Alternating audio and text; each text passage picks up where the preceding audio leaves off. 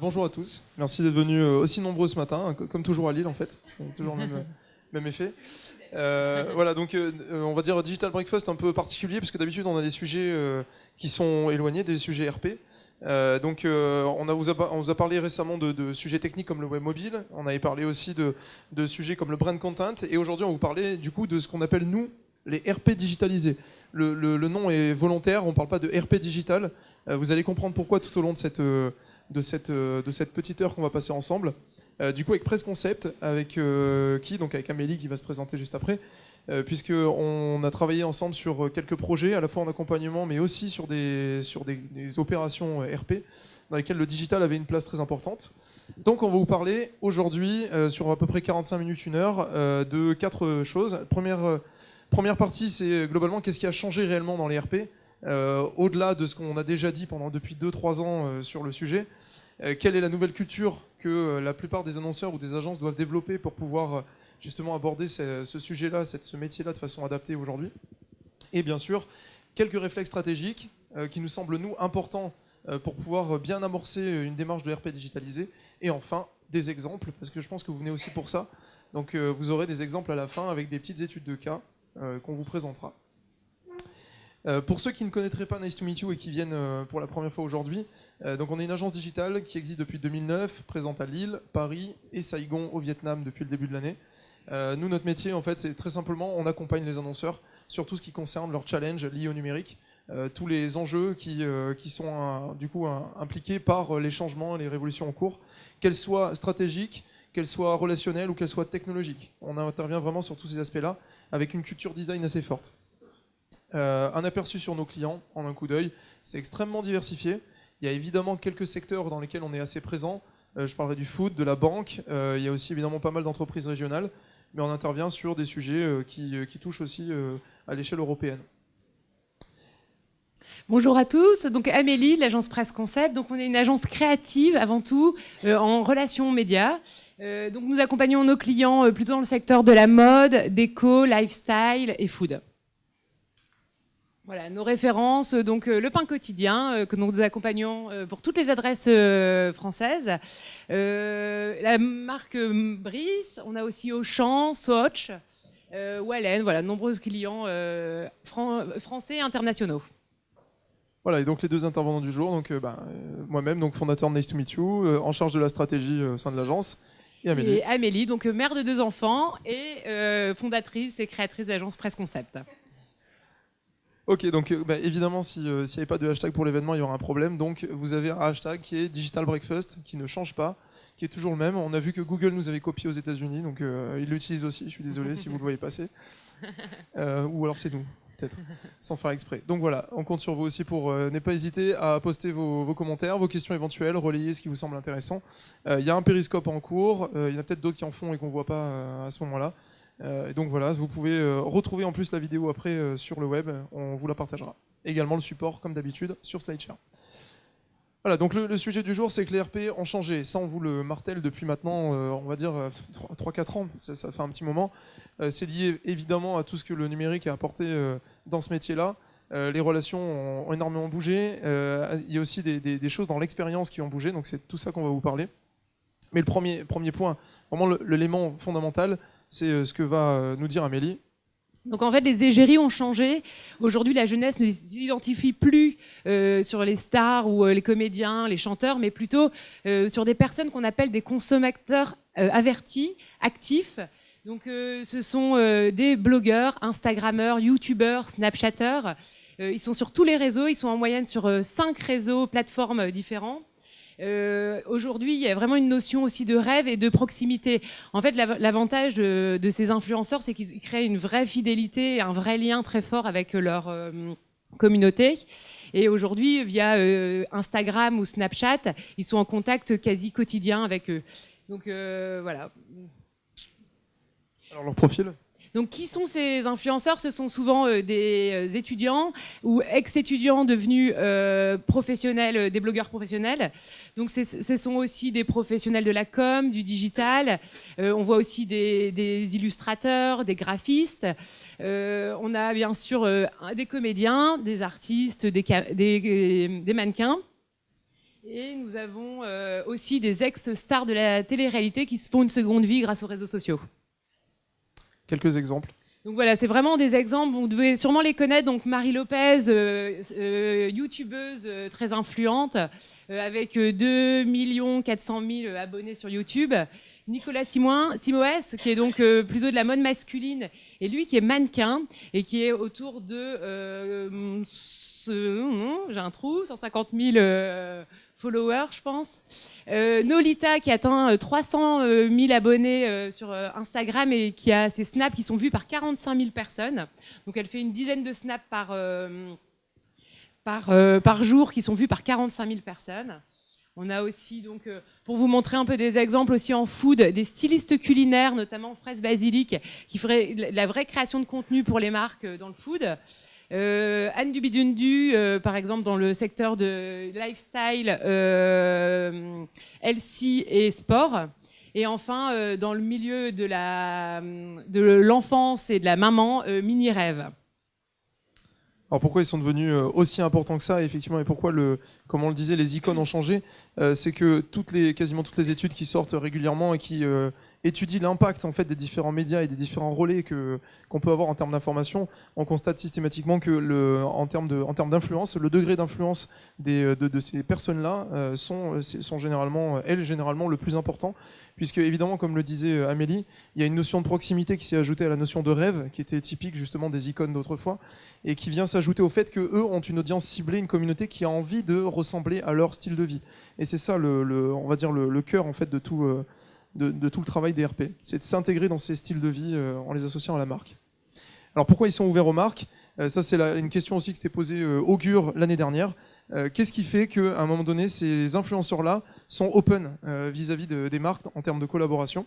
Il y a un top 3 qu'on vous a sorti. Il y a beaucoup plus de raisons, mais le top 3, il est là.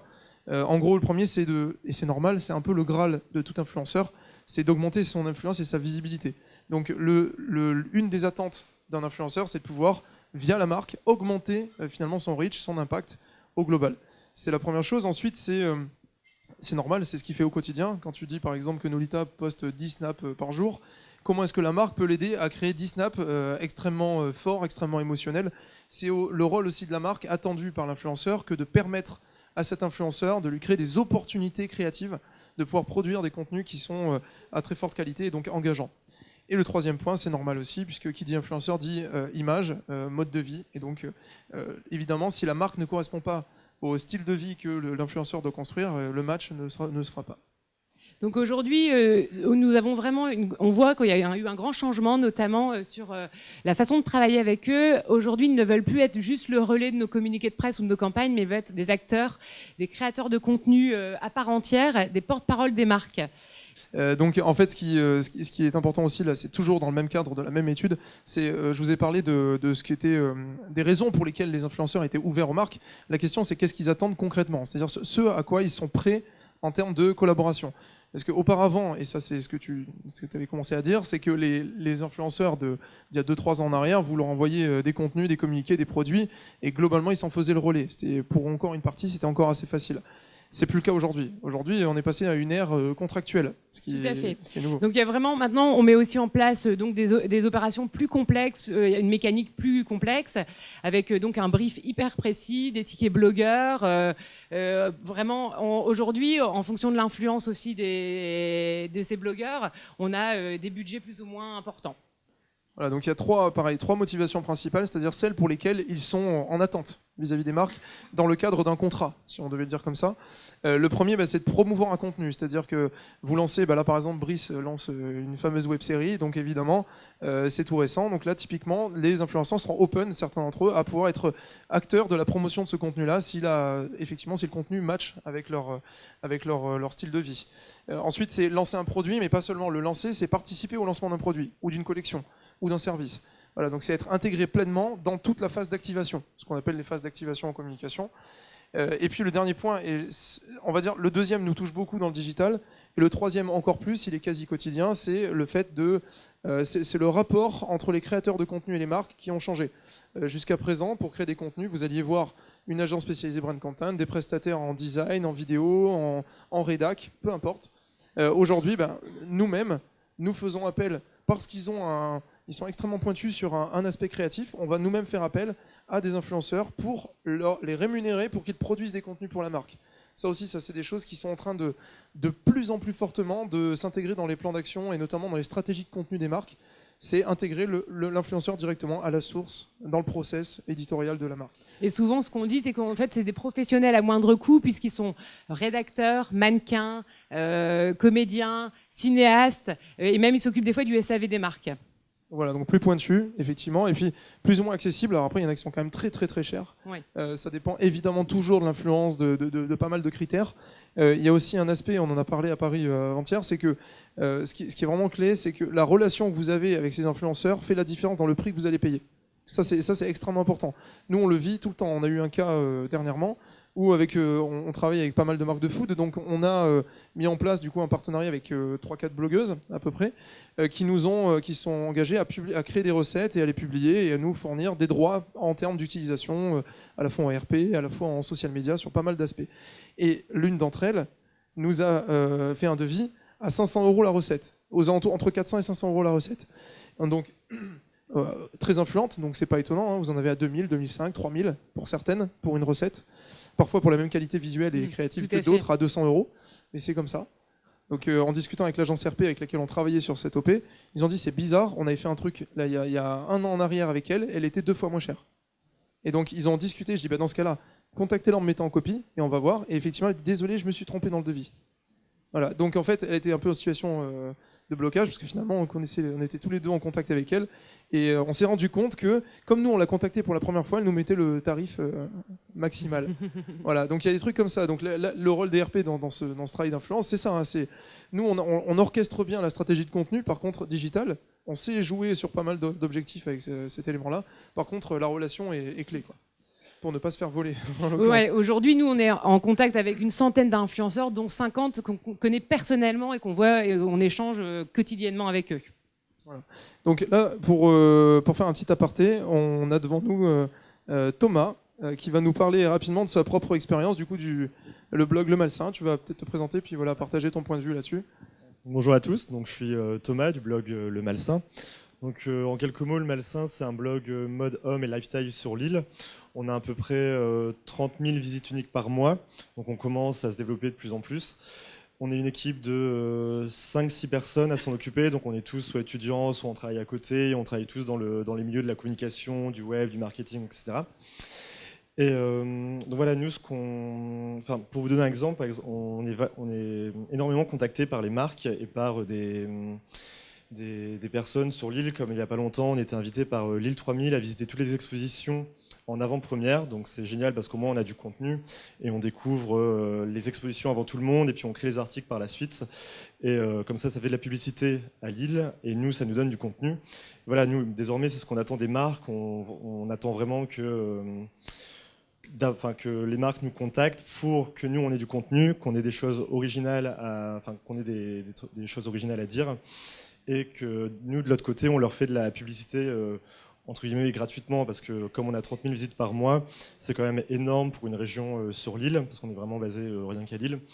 Et on est contacté, des fois on est payé, des fois on n'est pas payé parce qu'on ne demande pas forcément grand-chose, des fois on veut juste lancer des marques et faire de la publicité.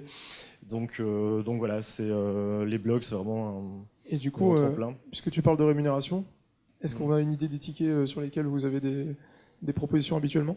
En fait, on commence tout doucement à se faire rémunérer parce qu'on ne le fait pas souvent. On fait vraiment ça plus par passion. On est 5-6 et on fait vraiment ça à côté de nos études, de notre travail. Et c'est vraiment c'est vraiment une passion. Enfin, on fait ça le soir, on fait ça le week-end. On découvre plein de choses sur l'île. On découvre des nouveaux endroits, des nouvelles marques, plein de nouveaux créateurs sur l'île, etc. Après, ça nous arrive d'être rémunérés, mais nous, comme on n'est pas encore très très influents, même si on a 30 000 visites par mois, etc., on ne demande pas grand-chose. Généralement, on est autour de 150-200 € l'article. Et pareil pour les posts Instagram ou les posts sur les réseaux sociaux, Facebook, Twitter, etc. Donc voilà, on ne demande pas énormément parce qu'on n'a pas encore la notoriété qui va avec.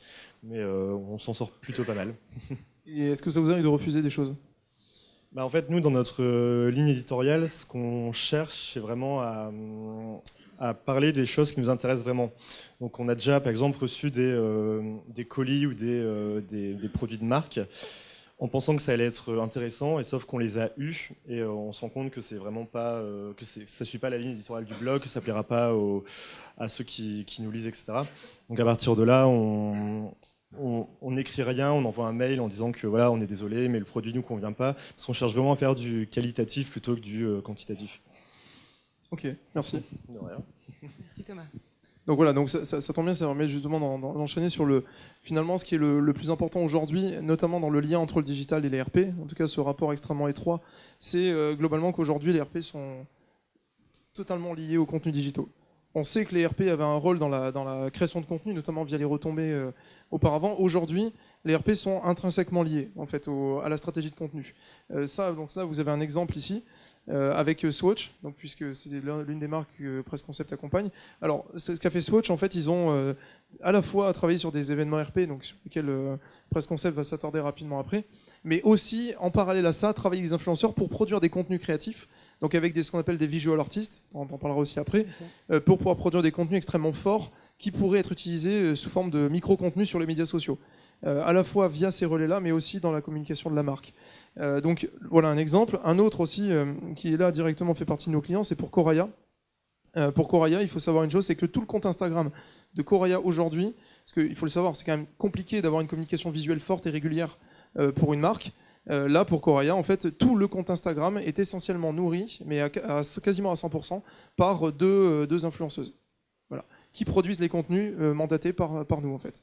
Voilà, donc il y a une collaboration qui est en place contractuellement pour avoir du contenu visuel très fort qui en plus correspond bien à la plateforme de la marque. En revenant encore sur Swatch, d'autres exemples de ce qui a été produit.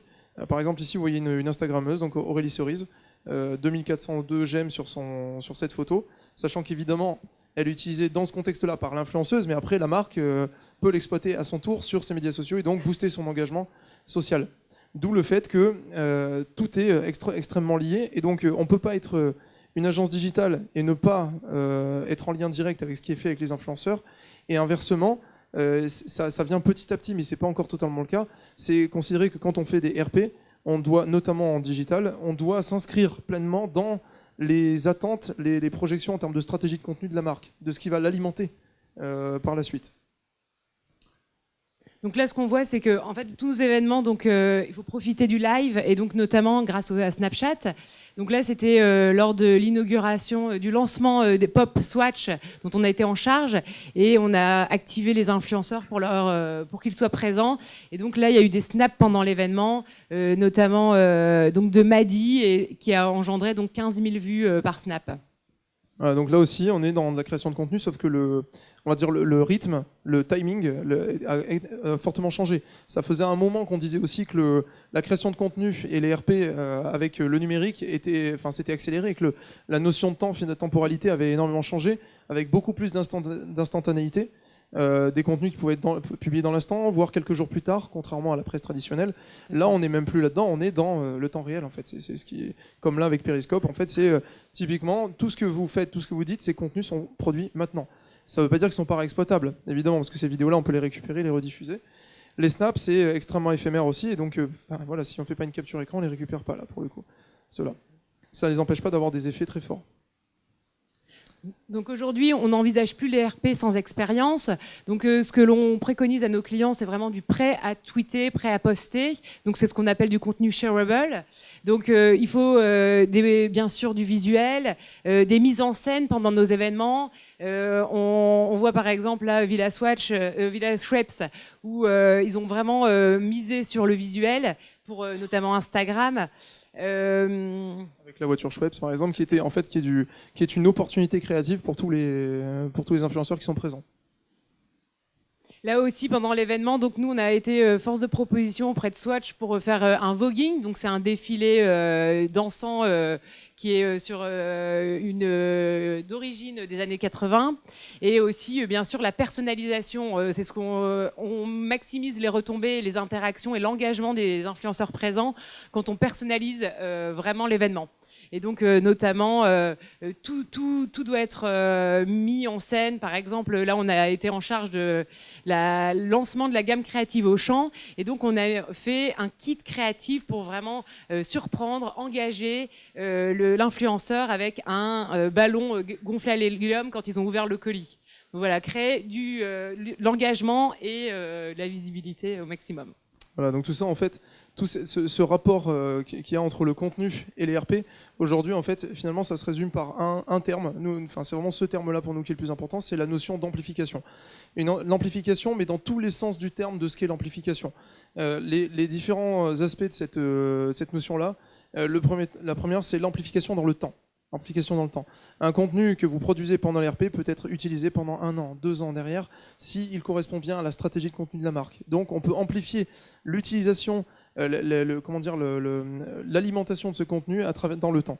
C'est aussi quelque chose d'extrêmement important dans l'amplification de l'empreinte numérique de la marque. Ça, c'est évidemment clé. Les RP ont toujours joué ce rôle, sauf que là, il y a des notions qui sont souvent oubliées dans les RP, c'est l'impact SEO. Est-ce qu'on s'est posé les questions de l'impact SEO, des enjeux que la marque pouvait relever? Si vous parlez à des référenceurs d'une action RP, ils sont très contents en général quand il y en a une qui va être menée, parce qu'évidemment, ça va augmenter le nombre de contenus, de backlinks, de citations de la marque, donc sa présence numérique. C'est aussi un enjeu d'amplification en termes de viralité et de reach, d'exposition. Évidemment, quand vous avez Madi qui poste un snap et qui touche 15 000 utilisateurs, là aussi, vous avez une notion d'amplification extrêmement forte. Donc on sort du cadre de l'événement, dans ce cas-là, ça s'élargit virtuellement très très fortement.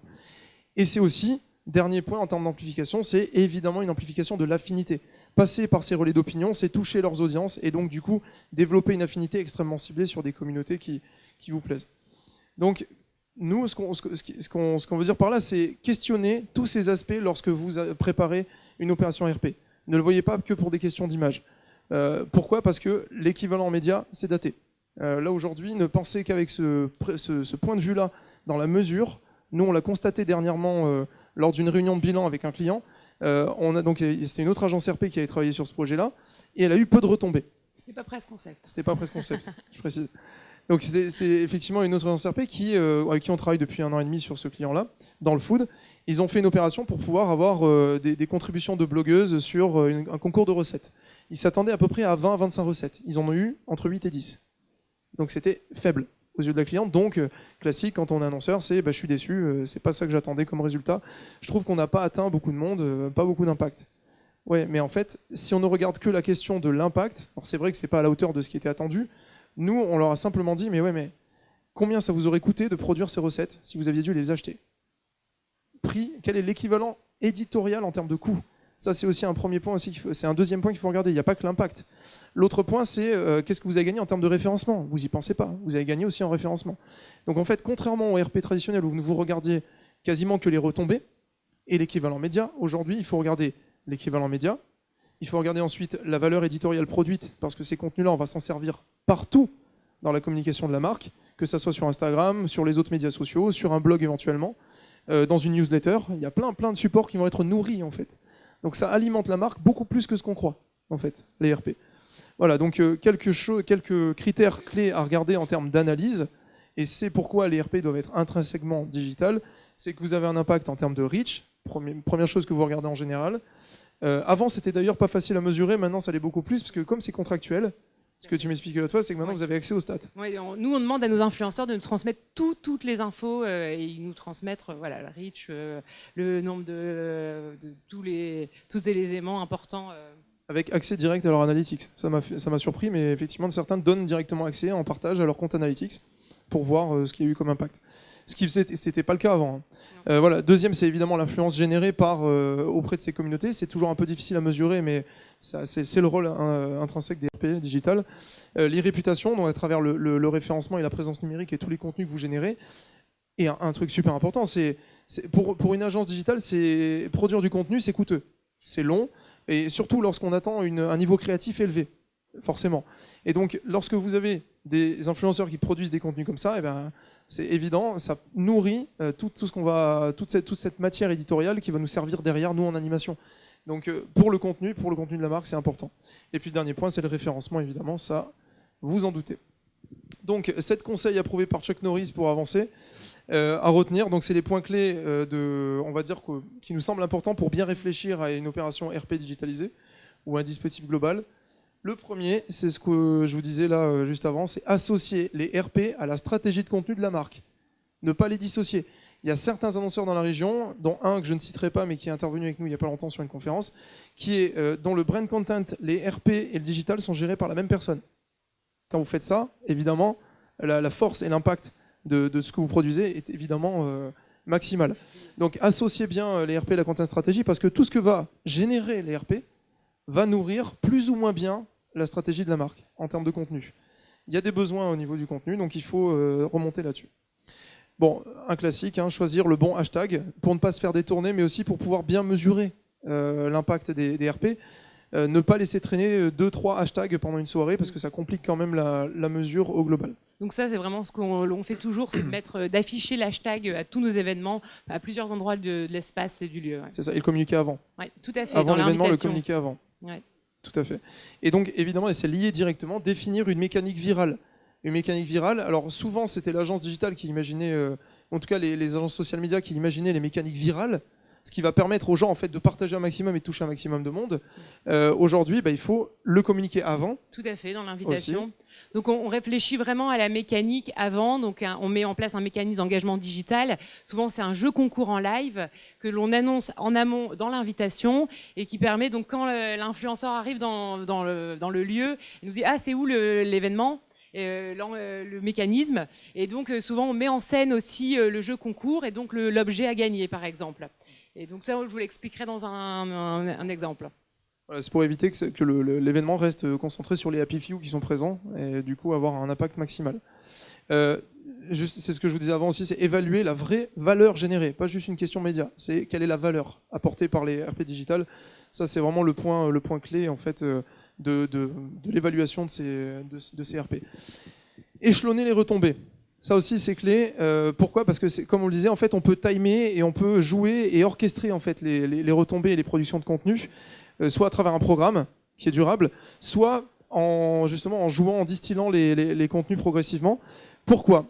Premièrement, parce que Google déteste que vous ayez beaucoup de contenu à un instant T sur le même sujet et qui mènent tous vers la même source, vers le même lien. C'est ce qui est arrivé à Interflora il y a 1 an et demi, 2 ans de ça en arrière. Ils se sont fait désindexer par Google lors de la Saint-Valentin. Donc c'était Interflora UK, je précise. Pourquoi ? Parce qu'ils ont eu à peu près une vingtaine d'articles, quasiment le même jour, sur la Saint-Valentin avec un lien menant vers Interflora UK. Donc attention à ce genre de choses, c'est mieux quand même de faire vivre dans le temps et d'alimenter votre stratégie de contenu et votre présence de façon dans les guidelines Google et puis en plus pour alimenter votre présence dans la durée. Prévoir un social wall pendant le live. Pourquoi ? C'est tout bête, mais parce que quand vous voyez que les autres sont en train de partager, vous partagez aussi. En général. Donc en fait, venir l'intégrer pendant un événement, ça joue aussi, ça influence et ça incentive les gens présents pour pouvoir justement contribuer à cette activité. Et surtout, communiquer sur le hashtag. C'est aussi un moyen de le montrer pendant tout l'événement. Et puis le dernier conseil, et ça c'est ce qu'on a testé nous à 2 ou 3 reprises pour des clients, et notamment pour une startup qui s'appelle Heliocity, qui fait partie du groupe Mobivia. Cette startup en fait avait eu des retombées lors d'une OPRP, des retombées sur 01net ou sur le Journal du Geek. Ce sont des médias qui ont une très forte influence, en tout cas de façon très communautaire. Et du coup, ce qu'on a fait, c'est qu'une fois que les contenus étaient publiés, plutôt que de laisser le contenu vivre pendant 2-3 jours, comme c'est souvent le cas sur ces médias, on a amplifié la durée de visibilité et d'impact de ces contenus. Comment ? On a pris les tweets postés par le Journal du Geek ou les posts postés sur Facebook par 01net et on les a sponsorisés. On les a republiés en faisant un lien vers leur article et on les a sponsorisés pendant 4 à 5 jours derrière. Donc en fait, le média a un impact qui dure plus ou moins longtemps. Généralement, c'est 24 heures. 30, si c'est des contenus chauds, ça dure quelques jours maximum. Et donc ça veut dire quoi ? Ça veut dire que là, en fait, ce contenu chaud, on le fait durer beaucoup plus longtemps. Et en plus, on joue sur la preuve d'autorité qu'est le média en mettant des moyens pour générer du trafic vers ce média. Donc ils y gagnent et on y gagne. Donc évidemment, vous êtes venus pour les exemples. Donc on va illustrer notre propos avec des cas concrets, en commençant par La foire au vin Foire au champ. Donc, on est en charge de l'événement La Foire au vin au champ depuis 2 éditions. Et donc, l'idée, c'était de mettre en place un mécanisme d'engagement digital. Pour cela, c'était un jeu concours qui permettait de gagner le kit du Wine Lover pendant la soirée. Et donc, les 28 influenceurs présents ont tous posté, participé au jeu concours. Et ça nous a permis d'avoir, par exemple, donc, 400 posts pendant la soirée, 70 000 impressions Twitter. Et nous étions trending topics de la soirée à Paris. Il y avait des ateliers qui avaient été pensés. On avait conçu la soirée comme toute une série de petites expériences. Donc chaque expérience était partageable dans le vécu sur le moment. Et puis il y avait aussi, faut le dire, je pense qu'il y a joué aussi, c'est les gens sur place chez Auchan, les acheteurs qui étaient hyper sociables aussi, qui ont beaucoup joué là-dessus. Et la présence du coup d'une équipe digitale avec l'agence RP dans l'événement. Tout à fait. Brice. Bon, Brice, mode masculine. Donc nous avons, là c'est un exemple pour montrer l'importance d'impliquer les influenceurs dans l'opération et surtout leur communauté. Donc là, dans le cadre des 30 ans de Brice, nous avons mis en place un jeu concours permettant aux gagnants et donc aux lecteurs des influenceurs de gagner un relooking avec son influenceur dans la boutique de l'influenceur. Et donc suite à l'opération, donc on a eu 5 influenceurs engagés, 10 articles dédiés et 2500 fans engagés et 30 000 lecteurs qui ont vu l'opération. Un autre exemple qui est là pour le coup avec un autre point de vue sur l'impact des RP digitalisés. On travaille avec le cognac depuis maintenant 2 ans et demi à peu près, donc c'est l'interprofession des marques du cognac qui sont du coup, nous on travaille uniquement sur la France. L'objectif global en fait de tout ce qui est fait pour le cognac, c'est de développer la culture cognac sur un territoire qui est historiquement a vu sa part de marché se réduire énormément au profit des Américains et des Chinois. Globalement, c'est ça. Donc nous, notre mission, c'est ça, c'est d'accompagner en fait la redécouverte et l'affinité avec ce produit-là, mais d'une façon totalement nouvelle. Nous, on est arrivé après le début du travail d'une agence RP, qui est une agence parisienne, qui a mis en place, en fait, en collaboration avec une agence événementielle, un événement en fin d'année qui s'appelle Cognac Cocktail Connection. Ça a lieu tous les ans, depuis 3 ans. Et donc ça dure à peu près 5 semaines, 5 soirées dans 5 lieux où vous avez les meilleurs mixologues de France, voire des champions du monde en termes de mixologie. Et donc le brief qui leur est fait, c'est inventer des cocktails qui vont provoquer un effet wow sur les personnes qui seront présentes, les influenceurs invités à ce moment-là. Et nous, dès le moment, alors la première année, on est arrivé trop tard, c'est-à-dire qu'on est arrivé on a été choisi au moment où ça commençait. Donc c'était trop tard pour préparer quelque chose à l'avance et exploiter ces événements de façon vraiment digitale dans l'esprit.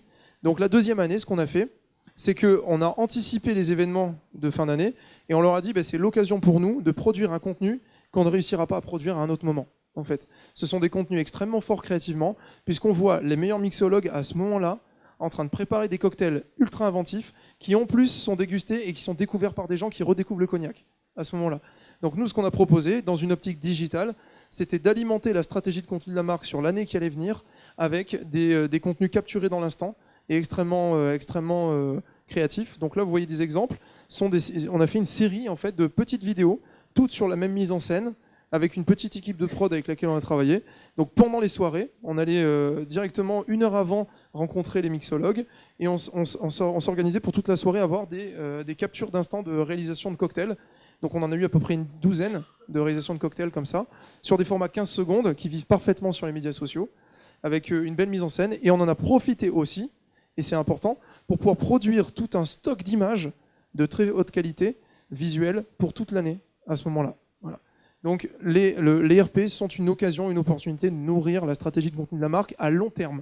C'est important parce que ces contenus, on les utilise encore aujourd'hui, alors que l'OP avait lieu en octobre dernier. Les résultats de ce contenu-là, donc en fait, on a touché, là depuis qu'on les utilise, on a touché 220 000 personnes hors sponsorisation. On a eu 6% d'engagement en moyenne sur chaque contenu et on a fait sur les vidéos 50 000 vues hors sponsorisation. Voilà, donc ce sont des contenus qui sont évidemment très forts et surtout, évidemment c'est un avantage, on est sur des communautés qui sont extrêmement engagées puisqu'il s'agit quand même d'un produit, d'un spiritueux et donc il y a une affinité plus forte que certains sujets. Donc là, nous sommes aussi donc l'agence du pain quotidien et nous avons mis en place donc une soirée où nous avons demandé aux influenceurs d'être acteurs de la soirée et notamment d'être chefs d'un soir.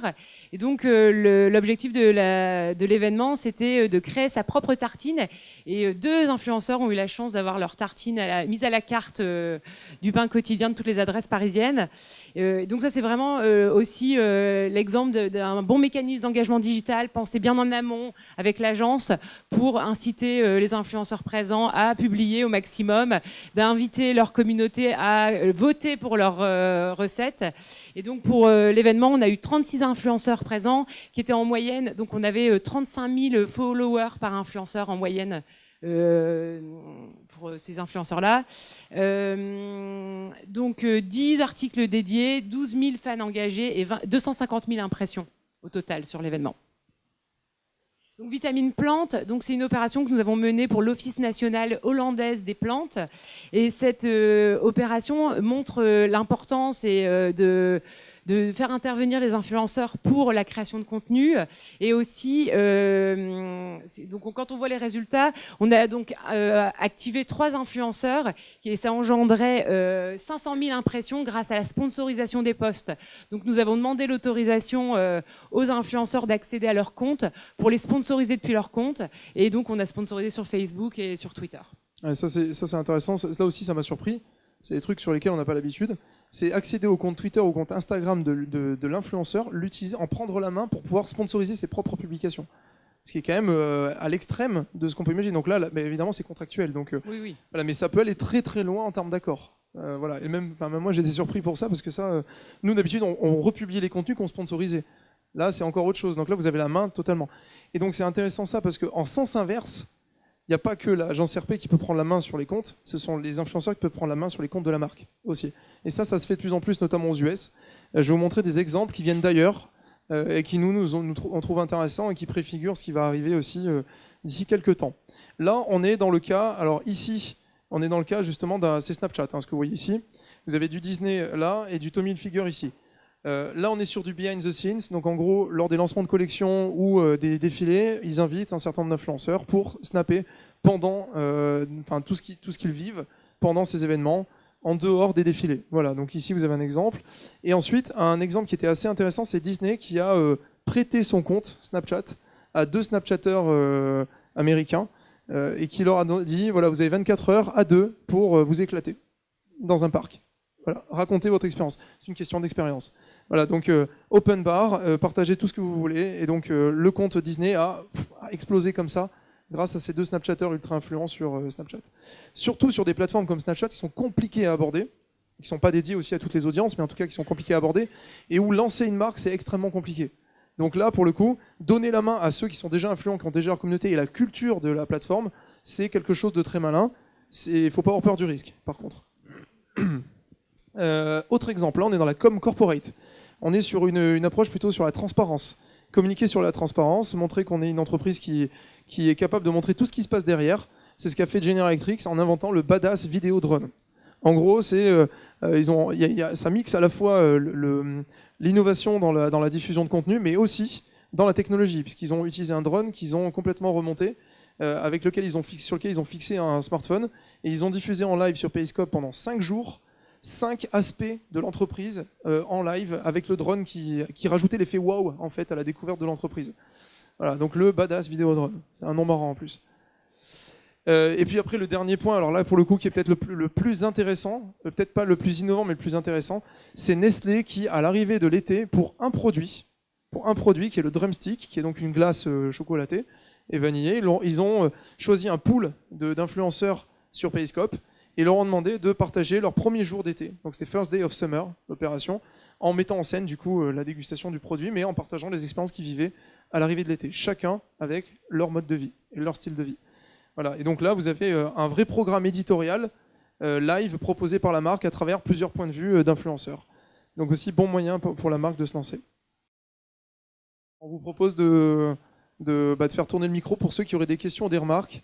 J'en ai vu une sur Twitter, quelqu'un qui postait relations publiques, relations presse ou relations publiques QUES.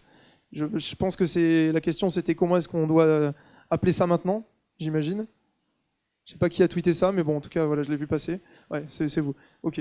Nous, on parle beaucoup de relations médias aussi. Bon, en tout cas, public, parce que maintenant, on les intègre vraiment dans toute la campagne, dès le démarrage. Et c'est vraiment leur demande. Nous, c'est ce qu'on s'est rendu compte avec nos clients. C'est quand on demande, et avec les influenceurs, c'est quand on demande un relais classique des opérations, on n'a pas forcément le même accueil que si on leur demande d'être intégrés complètement dans la campagne. Voilà, si tu veux ajouter quelque chose, Ange. Ouais, là-dessus, moi, j'aurais pas forcément un point de vue particulier. C'est vrai que quasiment toutes les gens parlent de relations médias maintenant, ou d'influence. Enfin, moi, ce que je vois dans le secteur, c'est ça. C'est relations médias et influence. C'est les deux termes qu'on retrouve tout le temps. Ouais, c'est ça. Relations presse, c'est vrai qu'on le dit beaucoup, moi, maintenant. C'est comme agence interactive, agence digitale. On ne dit plus interactive. C'est un peu pareil. C'est juste une tendance du moment, je pense. Peut-être une dernière question, on ne sait jamais. Ok, super. Bon, merci à tous. Merci beaucoup.